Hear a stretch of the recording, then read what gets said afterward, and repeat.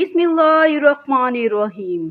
शुरू अल्लाह के नाम से जो बड़ा मेहरबान नहायत रहम वाला है।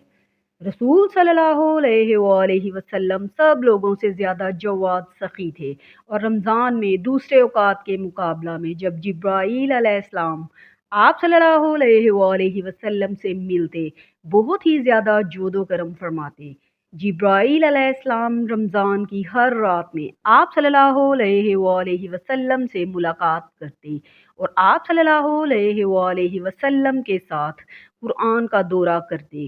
गर्ज हज़रत सल्लल्लाहु अलैहि वसल्लम लोगों को भलाई पहुंचाने में बारिश लाने वाली हवा से भी ज़्यादा जोदो करम फरमाया करते थे। सही बुखारी हदीस नंबर 6। हज़रत उक़बा बिन आमिर जोहनी रज़ी अल्लाहु अन्हो से रवायत है, उन्होंने फरमाया, एक दफ़ा मैं एक जंगी सफ़र में आप सल्लल्लाहु अलैहि वसल्लम की सवारी की मुहार पकड़कर आगे आगे चल रहा था कि आप सल्लल्लाहु अलैहि वसल्लम ने फरमाया, ए उक़बा पढ़। मैंने आप सल्लल्लाहु अलैहि वसल्लम की तरफ कान लगाया ताकि आप जो फरमाए मैं वो सुनकर पढ़ूं। फिर कुछ देर के बाद फरमाया, ए उक़बा पढ़।